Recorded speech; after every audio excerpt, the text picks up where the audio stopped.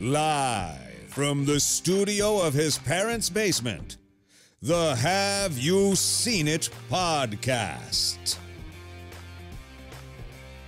Hello and welcome back to the Have You Seen It podcast. My name is Mason Knight. Sitting across from me is the one and only Cash Kraus. But before we begin, if you guys can please be sure to smash the like button, comment below, subscribe to the channel, and hit that bell notification as we drop videos here every single week. But yeah, Mason, it is the end of the year. It's coming up.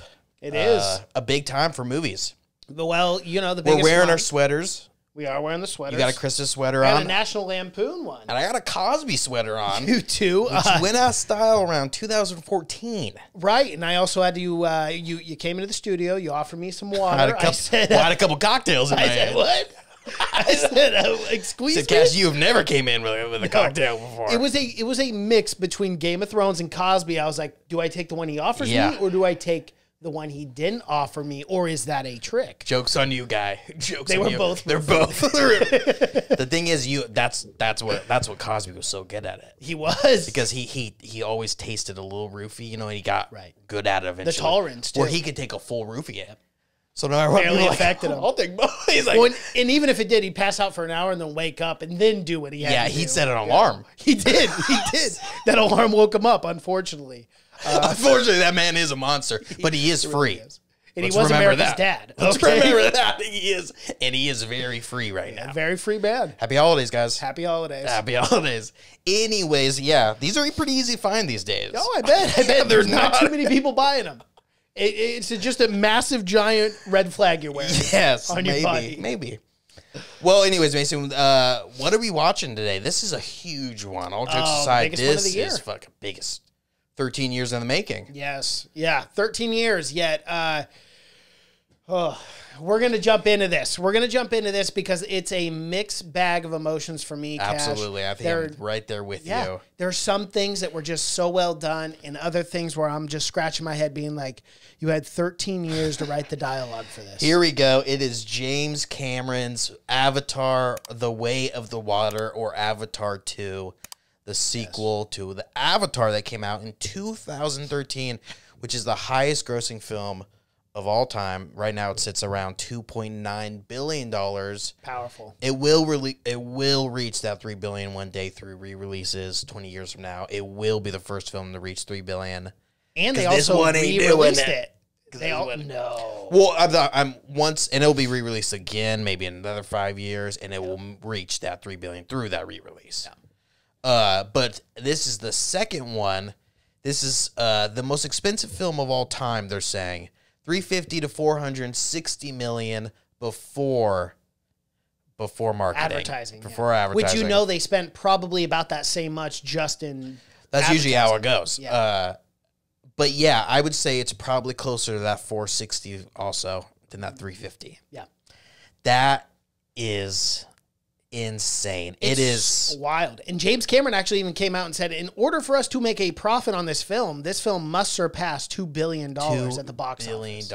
Yeah, James Cameron is just a wild guy. I mean, in those interviews, he just holds nothing back with talking about anything. No, he doesn't. He basically was like, this is not a good investment by anyone to make. It's like he was telling people that. This is a gamble. This is a roll of the dice. He was telling, that's what he's saying. He's like, pretty much, he's like, because he's got 4 like written already out in his head. Yeah. They filmed this 2 and 3 back to back. So hopefully that budget goes down a little bit on the second one, because I'm guessing the first one had to do with all that. Obviously, they had to make the technology to film underwater, the CGI, all that crap. They had to make everything is filming new. And a little side note, did you hear about Sigourney Weaver, what she had to do to prepare and train to film underwater? They all trained for 16 months before they shot anything. Yeah. 16 months. They all trained. Kate Winslet could hold her water for 7 minutes and 30 seconds. Yes, yeah. Which is crazy, but they actually filmed it underwater. It's just, like I said, I don't know. You look at that price tag and be like, what is going on here? But how much fun would that be to film? just in water all day, I would absolutely If love you're James that. Cameron, you're rock hard. Oh, you are. You touch that water, and He's not even promoting the film. He's under the sea, 3,000 feet under the sea as we speak. He actually lives down there. He does. And that's why he's so hard to get a hold of. It's crazy. There's not much cell phone He service. is a down there. weirdo. He's one of the greatest filmmakers of all time. He really is. Without a doubt. But he is, you know, he's weird. He's a weird guy, and he'll only make a film if he can push the envelope. That's the only way he can. He can't Kind just of his make MO. a True Lies or a regular film anymore. He's got to do something nowadays. Which I wish he could go back and just make something cool again, something kind of low key, maybe a $50 million film. Yeah, I think the only thing because he's a great storyteller. He is. He is a good storyteller. They had four people actually. Not writing in this these script. films. Yeah, I was gonna say I have a lot of critiques about the four But script writers. Terminator in this. 2, Aliens, Yes. every film, Titanic. he's the king of the sequels. He's the king of big budget block, but they're smart. They're more than just really good looking. Most of the time, they're smart. These films have always been more substance or more show than substance, and this one follows suit, in my opinion. Oh well, this guy. is very showy, and it's beautiful. Let's talk about that first. Let's get the good things out of the way. best CGI probably ever. Ever. Yeah. And we actually have to talk about this because we talked about this off air, but I think it's very important to bring up on the podcast. Unfortunately for me, I saw this in 2D, just your standard Crazy. theater, because I have a subscription Yeah. to AMC, and You're it was the getting only two theater. very different perspectives. You are. One from the riffraff, the poor, you, and me, scum. the 1% who only sees things in a full. Who paid what? $23 for a Hey, ticket? brother. Hey. When you're a billionaire, That's true. What is that? Drop in the bucket? You don't Not care even. about those things, man. So, yeah, you saw it 2D, which I is did. crazy. Yeah. I saw it in 3D, which I hate. Hate 3D films. I hate 3D films, but this is the one I'd see in 3D. yeah, And I'll go back and watch it in 3D. I'll sit through 3 hours and 12 minutes of this film again, Cash, to see it in I would see it in 3D. I would see it in the biggest screen possible. But yeah, like we're saying, it's a lot. It's just a big show, you know. It's theatrical. You got to see it in theaters. But the first one is famously known for making the most money ever and having zero cultural impact on the world. No one quotes Avatar. No one wears Avatar shit. Well, being a Na'vi at Comic-Con conventions was really cool for about 8 months. For that year. And you never saw it again. You never see the Na'vi ever again. And Disney went crazy and they made that Na'vi land. They did. People were like, whoa, what is a fucking Na'vi? Who gives a fuck anymore? Yeah, it's been Not only that, 15 years. you seen the second one, they're not even in the forest anymore. It's fucking wild. They're wild. Now they got to build a water park. Yeah, Anyways, which would be pretty cool. that would be dope. They'll do it. But yeah, the story in the first one, everyone talks about, you know, Pocahontas, Dance with Wolves, Fern Gully. It's just a very basic hero story. Of a guy coming in, having to live with natives, being turned into the native, and then going against his own people. But is this film not also the exact same thing, just different films? I mean, dude, okay. I thought there was a little more originality in the story. It does not make the story better, unfortunately. There were some parts, though, where It's I got a was little like, Free Willy in Really? it. Dude, I was just about to say that. I swear to you. I felt uncomfortable. I thought this is a weird ass story with a very sentient old whale and a young teenage Yeah. boy. Yeah, it's the Na'vi version of a whale or whatever. Yeah, or but they Pandora's are version. romantic at times. They're holding each other. Well, and then the whale's just like, there's dialogue there. There's it literally is. subtitles for this. They're having They're falling in love. conversations. They are. I think It's this whale was kicked out of the pod for a different reason. Maybe a Cosby scene? Wink, wink. Why I wore the sweater. So many layers to that joke. There really are. But yeah, man, I hated that. Yeah. It looked beautiful. I love the whale. It looks so fucking good, man. It looks so fucking real. I hated the story. Well, I got to be honest. And then even the story was a little confusing because, Yeah. and I know what the story is now because I looked it up, but the story was actually confusing and they did this big flashback. I with never the whale. understood why the whale was kicked out. I was like, hold on, what the fuck? They're attacking them. So why did they kick him out? Because he survived? But not only that, but did they ever show him murder anyone? No. Well, the whole reason why he got kicked out was because he sought revenge and brought the pod with him to seek revenge for killing his family. I did not think that was clear. Yeah, that's what. No, it wasn't. did I had not to look think it up that on was the clear. internet to find out what the hell that meant. I I thought he was attacked, and then maybe he murdered someone. No. And then they're like, even when we're being attacked, you can't murder anyone. Yeah, it was not clear whatsoever. Well, that is stupid. He deserves to be because they got wiped out. No, decimated. They didn't have a chance. No, he was the What only was his survivor. plan? That was literally it. What was his plan there? I don't jump on the ships. They are whales. Yeah. These guys have guns. Well, you know what he said when he left and left everyone behind? Oh, well. That's a good one. Thank you. That's my dad joke of the day. Well, so let's go all the way back because this one, this is a good 3 hours long. Oh, and I know I think I'm gonna shit on it more than say good things, but I felt that 3 hours. Oh my god, As did I, especially in the midpoint of the story. Yeah, I felt things really slow down. Which I can't say I felt that way in the first Avatar. No, I did not. Because it was the marvel of seeing that for the first time, and this one does not have the same allure that the first one has. Especially, it's hurt by the first hour and a half being in the forest still. I thought I thought we were going Wave the Water. Yeah, it's literally in the title. What's going on? So it's so much. And I think that first hour is rough. Yeah, and that first hour is pretty hard to get through. I also hated the character development of Jake Sully as well, if I'm being honest. I didn't like this at all. So we go from a guy, and keep in mind, like, I've watched the first one a lot. And I have not. I even rewatched it and did a thing on our channel. I think I've seen it once. Yeah. And, Jake Sully, his whole thing was this persona of him being this tough military guy who's going behind enemy lines to infiltrate the Na'vi, and then obviously kind of the story of Pocahontas falls in love. And then in this one, the first sign of any sort of, violence or anything, and he goes, "Oh, I'm out of here. Peace out. I'm going to go run away and escape." That's not the Jake Sully I remember in the first film. Well, he didn't have a family in the first film. I don't care. I'm leaving them orphans today. No, my opinion is that I thought Sam Worthington did better as Jake Sully in this one, acting-wise, because he's just so flat and wooden in the first one that you don't remember him at all. I mean, I thought he did a slightly better, but a lot of the other characters are garbage. Stephen Lang, great. Killing it, the Marine, he's the bad guy. Right. His story is idiotic. Of what? His story is wild. So if you know Stephen Lang, the Marine in the first one, spoiler alert, you have to, I'm guessing no one that's seen the second one has not seen the first one. Yeah. He's the big bad Marine. Big bad Marine obviously gets killed in a very pretty cool way. A couple arrows to the chest. Pretty cool way. Yeah. But just such a cop-out, I feel like, and not even a good way of bringing his character back. Why can't we have new villains? That is something that irritated me as well. Because I love Stephen Lang. Well, and here's the thing. I mean, you're talking about Pandora. You're talking about world building in the sense of like Star Wars, Star Trek. Send me a new Marine. Give me a new Superman. I know. Yeah, really expand this.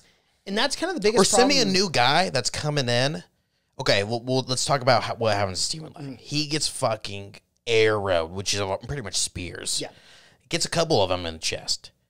Dead, dead. Yeah. Left on Pandora. Abandoned by everyone, Skeletal remains still there. What we didn't see, though, was right before that. 13 years in the writing. Right before he died, he said, "I'm not coming back," which I thought it was pretty clear they were going to win. Yeah. Well, he seemed pretty confident, even in the video that he made to ensure that he was going to come back as an Avatar. He's like, "We're winning this bitch." Yeah, for sure, right? Yeah. 100% they were going into the battle thinking, these are guys with bows and arrows. We're going to kill these guys. Yeah. But for some reason, he saved his conscience, and every other Marine also in his crew saved his conscience. Every single one. These are just guys that are just cannon fodder. Yeah. They had no good reason of being there in the first place. No besides story development, or no character development. None at all. Nothing. Which I think is just so weird for a James Cameron movie, where it's like even the bad guys in films and the side characters and everything always felt so fleshed out, and Aliens and Terminator and everything. But these guys are all just, it's for the spectacle only. It's paper thin. And that was my biggest issue with this film, Cash, is because they had so many script writers, and you had 13 years to work on a very impressive script, and the dialogue felt flat. The character development, I was like, the whole story, I thought. Yeah, the whole reason of why we're getting here and whatnot. But yeah, there's And the kid, the human kid. Spider, my guy. Okay, let me go back. Let me finish this. Stephen Lang, he saves his consciousness, and then everyone's leaving. They kick all the humans off, except for some humans. They let that stay. But pretty much anyone who's a racist piece of shit has got to go. So Stephen Lang saved his consciousness, and every other Marine did as well. And then they can transport you. Stephen Lang, now an avatar. He explained this all in a video. He did. But I thought it'd been cool to get a brand new bad guy, a well-known actor, someone that can unconventionally play a bad guy even. Jude Law. There you go. Why the fuck not? They plug Jude Law and everything these days. But anyways, I think that would be a great idea. Yeah. Just someone that'd be like an unconventional. We've had the conventional Marine. Yeah. The very stereotypical badass Marine. Now give me another bad guy that's a little different from Stephen Lang, still Marine, still badass, but a guy that's coming in and is ready to be an avatar. And almost more strategically smart. Yeah, he's not doing the same exact shit that Stephen Lang has done in 2 movies now and failed. And spoiler alert, what do you think Stephen Lang's going to do in the 3rd film? The same shit. The exact same thing. Yeah. And the ending was I thought the last hour was good, but the last 15 minutes is not good. Right. And that's kind of it's kind of a roller coaster in this whole entire film, because there are things that I obviously really enjoyed about it, but then other things that just bugged me. The one thing that bugged me the most is, I want to go back to this because I really want to hit this point. With Pandora, the world building and everything else, I want to see best part for sure, yeah. everything encompassing Pandora though. And I feel like we went to the forest, we went to the water. Those are cool elements that I was happy with. But at some point in this 3rd one, I need to see something fresh and new, because we're talking about human beings every with terrain? a dying... No. But what I'm saying is a human species with a dying planet trying to immigrate towards this Pandora planet. I want to see the Na'vi get technology to where they're able to also be sky people. I think that's where we need to go. I don't think it'll ever be technology, but I think the 3rd one will be... Which I don't think they've set it up enough, but maybe the 3rd one, it will all be set up of him. You got 3.5 hours. Of him going tribe to tribe and being like, oh, they're coming down their planet. They have no other choice. So we have to sit together. And unite. Because in this one, which I think that's where it's going. In this one, the tribes are very separate. They don't even like mingling with each other, really. Like any tribe of Right. group of people on a planet. They have their differences. These people are water. They got kind of fins. They got big tails. Lighter blue skin. They're probably super racist with those other dark blueies. They're I'm sure they have some kind of slang. Man, for we them. don't like those blueies. Those dark blues. Hold on, aren't they we don't know how also to read. Hold on, what? What Is this just a matter of melatonin for Na'vi? It's not really a big They're deal. dumber. They're just naturally dumber. Yeah, what's happening here? So yeah, it's which I kind of like. That's kind of realistic to me. So I think the next one will be combining, but I feel like this one kind of should have been that. Mm-hmm. And then the 3rd one being the big fucking battle. Yeah. We got to hit, because you got to think they're just going to keep coming. For sure, they have to. They don't have a wave they don't have a after choice. wave after wave. Because we find out in this one, you're kind of learning to it, but Earth is dying. They're no longer, which is stupid. You think they would have realized that 13 years ago? You would think. Yeah. I mean, you have technology to fly across space. Because you wouldn't go and mine the planet that you plan on living on. You wouldn't mine the shit out of it. Well, and I think realistically, I think more than anything, humans want to get to Pandora because of this, what is this stuff in the whales that essentially produces eternal life? Yeah, which is weird because they kind of allure in the first, and I remember this in Avatar, he's talking about Earth, and he says there's no green left. He says, but people can basically live forever. That's what he says. So, now they're just living even longer. Well, hey. And clearly this is a problem on Earth. People are living so long, But yeah, this is a new one. They're no longer going for the metal. They're going for the blood. Right. And they didn't even bring up the metal. I'm taking the Santa hat off. It's too hot. But they didn't even bring up the metal not one time in this film. No, it's forgotten. They didn't care. Who gives a it's shit? Over. Well, already. I don't think you should be mining a planet that you're probably going to go live on. That's very true. Yeah, and then destroy that one too.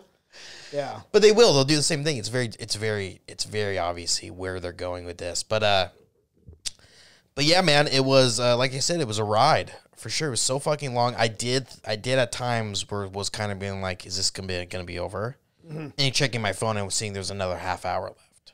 Well, I was checking my Apple Watch at like the hour mark and being like, "Oh, I'm only an hour into this." Oh my god! We haven't had water yet. Yeah, I was not like, a guy, not even a puddle around it. There's no rain on Pandora. I'm confused. Just water. Like I said, man, it's just the. I mean, we can't get really into the super fine details because he'll be here all day. But just like the story of like what the kids keep doing stupid shit. Let's talk about the kids because I'm glad you brought that up because that was the talking point I wanted to talk about on this. There were so many things with like the children. Where doing real dumb shit. Oh my gosh, how many times? Disney Channel, like.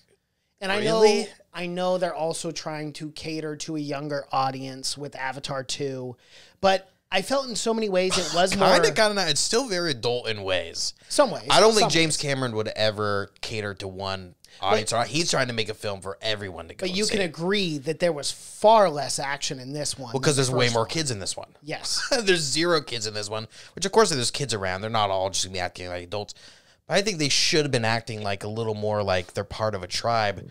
People in Native Americans in tribes, say 200, they'd be a little more mature, right? You know, they'd be... These ones are like kids, like they're just regular kids. You'd be raised in a way to where you'd be very hardened, I think. You know, they'd still have fun, still do stupid shit, but they'd still be very smart. Smarter than your average kid, right? As far as not fucking with strangers, knowing that your dad was one of these people that one came of the leaders down. of the tribes, too, yeah. Yeah. And you're a half-breed. Yeah, that's the thing where it's like, it didn't feel like 13 years passed from the first one to the second one. It felt like we're kind of just picking up right after. Well, and we also, that was the thing, besides too. him having a shit ton of kids. We got that, the montage. Super over quick 13 years, but montage. it was like 2 minutes. I know. And I'm like, let's stay there a little bit. Let's explain the last 10 years on Pandora. Let's explain and then Sigourney Weaver. Of course. This is crazy. They gloss over it. Her avatar was pregnant, I guess? How did this happen? Some miracle? And they just go, we didn't know it. Someone fucked her. Right. It's kind of like, it's literally like the Mary giving birth to Jesus type thing. It's 100% going to be that. Yes. They're not going to find a dad. They're going to find that she was giving birth because the kid already has special powers. It does. It's like Anakin Skywalker, you know? Same thing, too. I hate that. It's the common theme, unfortunately, for these big, epic blockbuster films. Yeah, it's really stupid. You can't just have regular kids. They gotta have one kid's gotta have some no dad, some special fucking and that is no the dad key and to powers. Superpowers. Yeah, they gotta have this Stranger Things-esque power for every kid now. You know, kids can't be kids anymore, which is so stupid. You know, Spielberg made his name off kids being regular kids. Yeah, and even if they're Blue Navi, you know, let's make them regular kids. But these kids were just awful. They see these murderous Marines. They go right after him. It's crazy. And that's where I thought the writing, I'm not joking, I could dedicate an entire podcast to and I'm not trying to be disrespectful here, but the lazy writing time and time again. How many times are they going to capture these kids in one film? Exactly. And hold them hostage? Keep doing it. Yeah. I'm like, just shoot and the kids kid get in away. Like, please, make and it. then there were no stakes, you know? No. And then I called it in the theater, like within the first hour and 10 minutes, when Jake Sully's pulling over the oldest boy and he's like, you got to do this for your brother. You got constantly on his ass. I go, that's the kid that's going to die at the end. But his death sucked so bad. It was so anticlimactic. Yeah. The acting was good on, what's her face's name? Oh my gosh. Zoe. So Saldana, yeah. She did a phenomenal job in the role, but it was so anticlimactic. It was so I'll tell you how the kid dies. The kid dies from a stray bullet. Yes. I mean, it's fucking insane. Why not have Stephen Lang kill one of these kids? You know, why not have him in a big fucking scene when they're tied up when they're chained up, have him actually show that he's this badass, because a Marine is popping this kid. Okay? We've seen him murder people. In the first 5 minutes, when he captured them, he would have just clocked one of them in the head. And now Jake Sully has a reason also to hate this guy. Besides all other shit. But and it's it gets the audience to have that emotional feeling, that emotional connection. I got to root for Jake Sully. Yes, and I really have to root against Stephen Lang. Well, really, I wasn't rooting against Stephen Lang because he was such a cartoon bad guy. A Saturday morning where you know he's all talk, he's not going to do anything. He's 90% monologues in this, telling him what's going to happen, you know. I want to see him pop one. There's so many kids. That would have been such a... I mean, some... Doesn't even have to shoot him. A stabbing, a slow motion, just brutal where he shoots them, then they take off, and they can't do anything. Just it's there. But instead, the kid's jumping into the water, and we don't even know who shoots him. No. We don't know.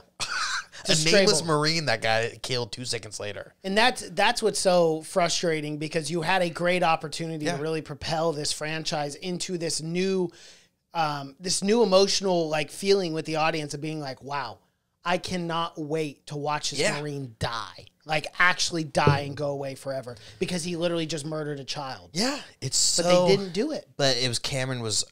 He was more obsessed with shooting underwater and getting this big, amazing thing than the story. Because, you go back to Terminator 2, Judgment Day, the poster, which is just, that's the first one. But the second one is probably it's one of my favorite movies of all time. But even though the bad guy is a lifeless robot, you fucking hate him because he's a killing machine, and he has... Even though he has no personality, he has a lot of fucking personality. Well, and that's a film... You fear him. Yeah. I don't fear Stephen Lang anymore. And that's a perfect thing that you brought up. You fear them. Because Cash, it is still ingrained into my mind the first time I watched T2. Oh, as a child. He fucking shoots the thing into the dad's head, and it goes through the milk cart, and his blood... It's horrifying. It is horrifying, and I will never forget that. And that stayed. And you know what you know about the T-1000? That's the liquid metal Terminator, I believe. If he gets a hold of John Connor, he's gonna kill him in a second. He's gonna fucking kill him. Oh, it's no grand villain speech or anything. It's a matter of I get that he's a machine, but at this moment, Stephen Lang, he is a machine. He's a killing machine. He was sent to Pandora for one reason. To fucking kill these things, and more importantly, to kill Jake Sully. And the whole time he's talking about how much he hates Jake Sully, how much he would do anything to make Jake Sully suffer for what he did. But he's not willing to kill one of his 9 kids. Okay, and this is what makes no sense. Here it is. Here's the cherry on top, Cash. You are willing to draw out these whales, to massacre these whales. But when you have all of his children, you're not going to kill one of them to make this guy maybe a little crazy and make him do something stupid. Make him come on board. You're trying to tell me a military strategist would not execute one of those kids. I refuse to believe it. Not even that, a military guy comical. who his leash has been cut. But he's playing by rules. He literally can do whatever he wants to do. But he's playing by these crazy fake imaginary rules. Yeah. Well, God bless America, but Marines did far more than that in Vietnam or World War II or anything else. They didn't have to be asked. No, they didn't. No. I have heard stories of Vietnam where they were irritated with one of their partners in the jungle and, whoops, grenade. Yeah. And James Cameron, he knows that. He knows how to make bad guys. But again, I don't think he was as big on the story as he was the effects and everything else that's going on, which sucks, Because I want James Cameron to go back and make a good film with a great story, one that he's writing or overseeing.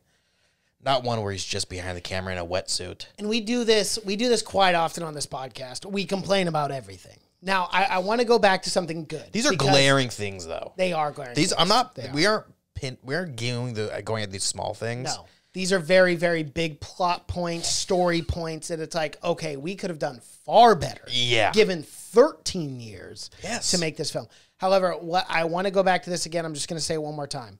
One of the most beautifully shot films I've seen. The underwater sequences, mesmerizing. I love the creatures. I love the expansion of Pandora. That's why I love Avatar so much, is I love world building, and I feel like it does a really good job of that. It just the finer story within that world is just not better. One that I want to follow. I guarantee there's a million other good stories that you can milk out of Pandora that would be really...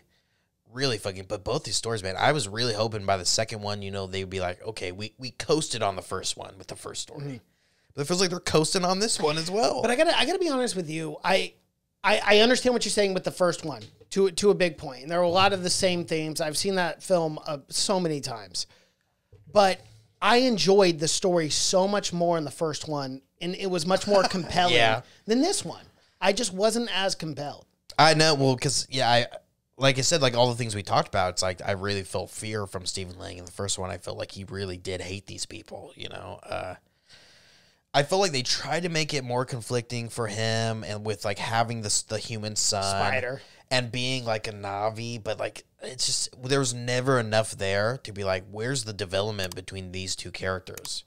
Yes. To the point where Spider's saving this guy Saving from his the bottom life. of the Right. The even bottom though of the ocean. Spider, who gets kidnapped by, and they try to have some kind of development, but there's never a moment where it's like they bond over anything.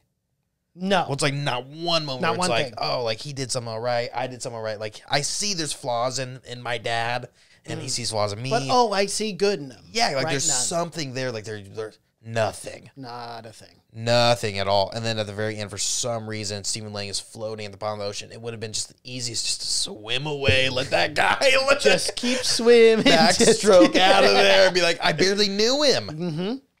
Because the whole time they're together, Stephen Lang is telling this kid, I hate Jake Sully. I will go to the ends of the earth. I believe he says that at one point. He does say that. He says, until I have breath in my lungs, I will kill this man. Well, what the thing is with Spider too is he literally could witness no redeeming qualities in his father, and then his father even goes as far as to start, interrogating people, beating people up, doing all these terrible things, and then Spider's freaking out, being like, "No!" Yeah. Well, So what is there to love? You want to know how you make that story good is you show Spider, which I thought they were going to do this. I thought, man, this is just so obvious. Is they show Spider because Spider's human because he couldn't go space travel in an infant, so they just left him. Yeah. But it would have been much better. And they just lightly do this. But if Spider really felt like an outsider with the Na'vi, like he just wanted to be part of something, but he just couldn't, kind of the reverse style of Jake in the first one. Where it's like, no matter what, they all treat him good, but he'll never be one of them. And they needed to kind of treat him like that. Because he had no reason to join up and being... Yes. And then once you get with your Marine dad, you'd be like, oh, these people are Na'vi, but they're also human, but they're accepting of me. Boom. Accept that kid in there. Yes. Have all the Marines kind of adopt this kid, but he's still living his dream of being Na'vi because he's with these human Na'vi. Never did that. I thought that's so obvious to do. Make this Spider kid Sympathetic. yeah, exactly. Where it's like, I totally understand why at the end he would go and save his dad now, or even try to join up with them, because he never felt at home there. So I feel like they need to be, but no, Jake Sully's family was super cool with them and super adoptive and everything. Which I think would have been and I totally agree with you, but even on the side of like him playing with the kids, maybe the kids accepted him because kids are more likely to accept, anyone from any place. But then the parents would always, admonish or not like Spider. Which they just barely grazed the surface of but that. it was so like, and I would have shallow. loved even you show me another Na'vi kid, maybe not part of the family, but another one part of this tribe, and show that everyone else, maybe the Solis are okay with him, but everyone else does not Hates want him. this kid around. Right. And we 'Cause never. he's human. Exactly. Or sky people. Whatever. Yeah, and maybe show that they do some ceremony where he can't be involved. He's got to hang back. But no, they're just like super inclusive and cool. But then they kind of fuck him over. We're like, we don't really care about Spider at the end. Like he's gone. But it's never like known to him that they're doing that. It's, I don't know. It's weird story decisions. It is. Like you said, CGI, it's the best CGI. The attention to detail is crazy. The water, it's all shot underwater. But shooting CGI, motion capture underwater is fucking crazy. Like the way the hair moves underwater and the way the skin looks underwater is fucking crazy. It looks like a $400 million. It most certainly does, Cash. And I love the creatures too. I love the sea creatures in this. I thought they were really all well the jellyfish designed. and everything was so fucking cool. I like the different design of the Na'vi, that they were a little different because they were webbed hands. Yeah, they've evolved. Thicker tails. Bigger tail, bigger arms. The arms are a little bigger for like that. fins. That's all super cool. Give me more of that. And this thing doesn't have to be 3 hours long either. No, I feel like you could almost break this film up into two and then take a lot of excess shit out that didn't need to be in there. Or focus more on the story. Well, it is $555 million at the box office right now, which is less than projected, and it's worrying some people. You know what, though? I really believe, because I have talked to a ton of people at my work and a ton of people just outside. Like, honestly, I was talking to everyone about this. And I said, are you going to go see it?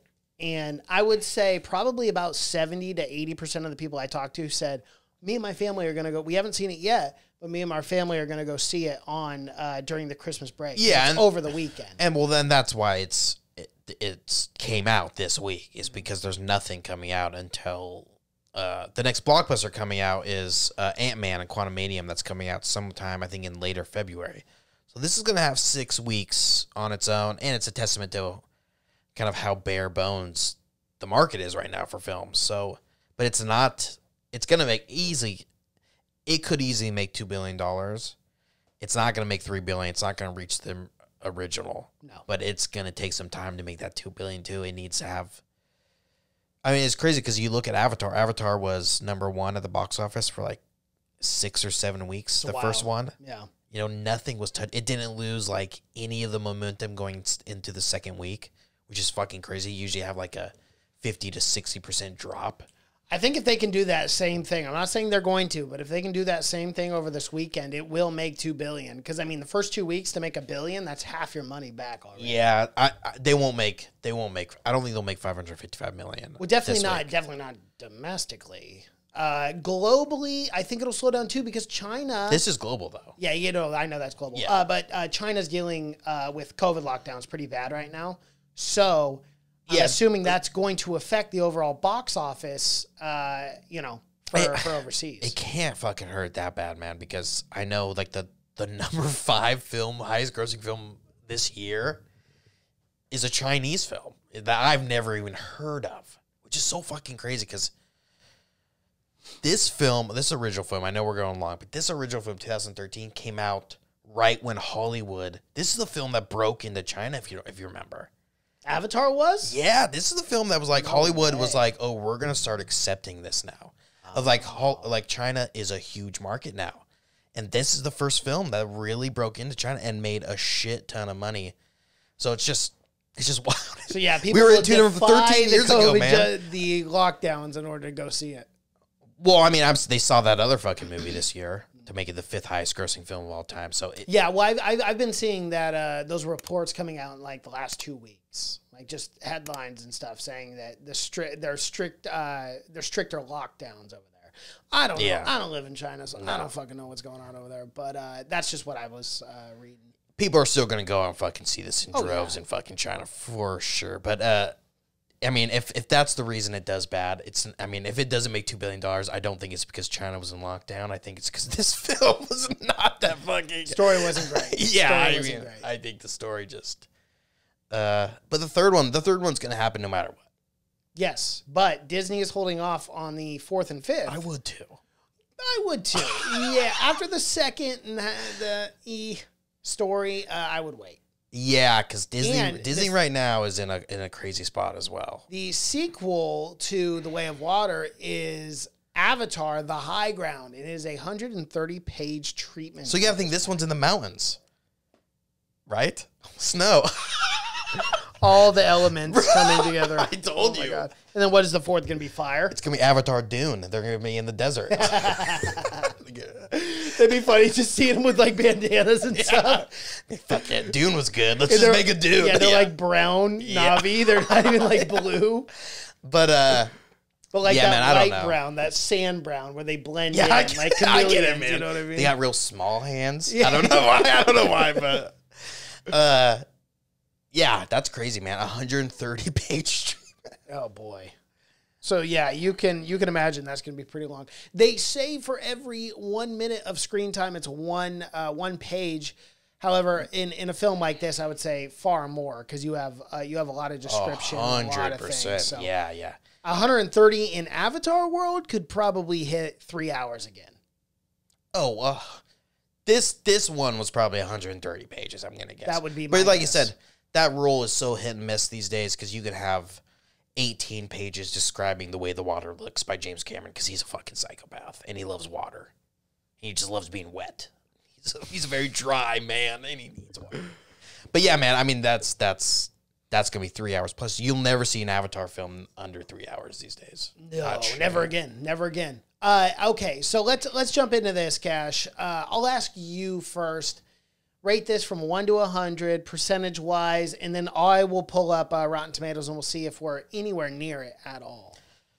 Oh, that's such a hard question. That's such a hard question. Okay, I will go first. Go ahead.